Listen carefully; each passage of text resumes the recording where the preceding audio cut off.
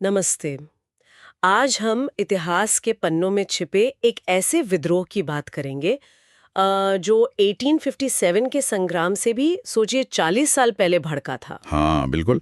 हम बात कर रहे हैं 1817 के पाइका विद्रोह की। ये ओडिशा की धरती से उठी थी अंग्रेजों के खिलाफ, और इसे अक्सर पहली संगठित आवाजों में गिना जाता है। पाइका विद्रोह। हम्म, तो सबसे पहले ये समझना जरूरी है कि ये पाइका थे कौन, मतलब क्या थे ये लोग, कोई राजा, जमींदार? नहीं नहीं, असल में पाइका जो थे वो ओडिशा के गजपति शासक थे ना। उनके पारंपरिक सैनिक हुआ करते थे, एक तरह से योद्धा। अच्छा, सैनिक। हाँ, जिन्हें उनकी सैन्य सेवाओं के बदले में लगान मुक्त जमीनें मिलती थी। तो वो सिर्फ सैनिक नहीं थे, उस पूरे इलाके की व्यवस्था का एक बहुत अहम हिस्सा थे। उनकी अपनी इज्जत थी, रुतबा था। यानी उनकी अपनी एक पूरी सामाजिक और सैन्य व्यवस्था थी जो काफी स्थापित थी। फिर अंग्रेज आए और क्या बदला? हाँ, अंग्रेजों के आने से सब उलट पुलट हो गया। 1803 में उन्होंने खुर्दा पर कब्जा किया। वहां के राजा थे मुकुंद देव द्वितीय। उन्हें गद्दी से हटा दिया, और पाइकों की तो जैसे दुनिया ही बदल दी। कैसे, मतलब क्या किया उन्होंने? सबसे बड़ा हमला हुआ उनकी जमीनों पर। जो उनकी पीढ़ियों से चली आ रही लगान मुक्त जमीनें थी ना, वो अंग्रेजों ने छीन ली। ओह, तो ये तो बहुत बड़ी बात हुई उनके लिए।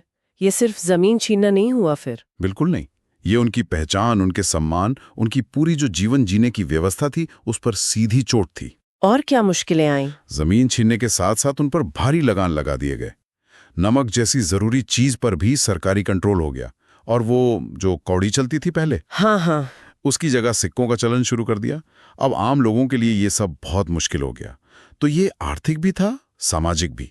एक बड़ा हमला था जिसने अंदर ही अंदर गुस्से को भर दिया। और इसी गुस्से, हम्म, इसी असंतोष ने फिर एक नेता को उभारा, बख्शी जगबंधु विद्याधर महापात्रा भ्रमरबर राय। काफी लंबा नाम है, इनके बारे में क्या जानकारी है? हाँ, बख्शी जगबंधु वो खुर्दा के राजा के वंशानुगत सेनापति थे, मतलब हेरिडिटरी कमांडर।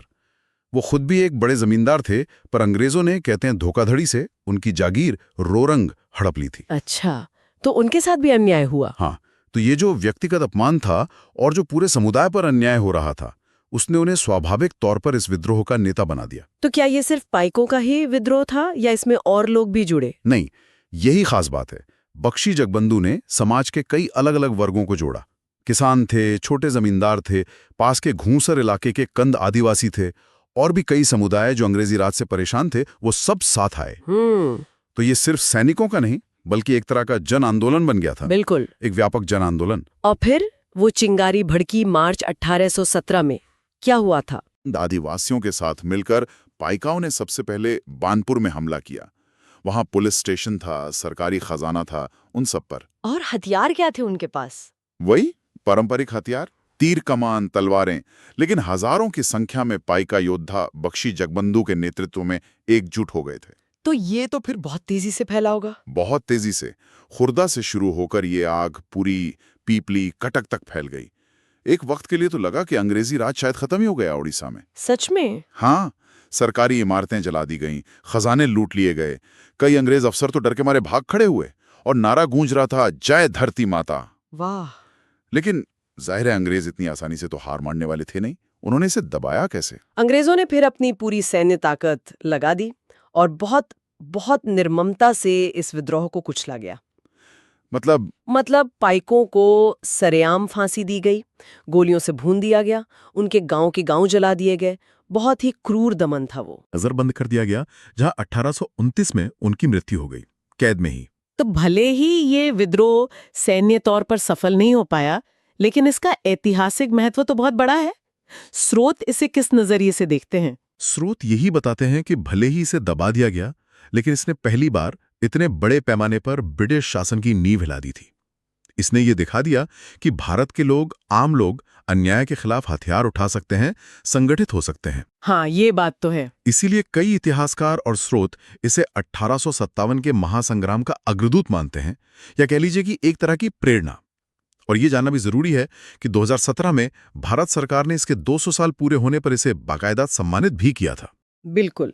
तो ये सिर्फ इतिहास की एक घटना भर नहीं है, ये उन गुमनाम नायकों की कहानी है जिन्होंने शायद आजादी की लड़ाई की वो पहली मजबूत नींव रखी थी, भले ही उन्हें हमारी इतिहास की किताबों में उतनी जगह ना मिली हो। सही कहा आपने।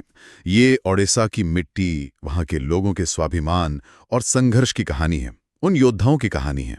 और ये हमें सोचने पर भी मजबूर करता है ना, कि इतिहास कैसे लिखा जाता है, कौन सी कहानियां हम याद रखते हैं, कौन सी भुला दी जाती हैं, और इसका असर हमारी आज की समझ पर, हमारे वर्तमान पर क्या पड़ता है।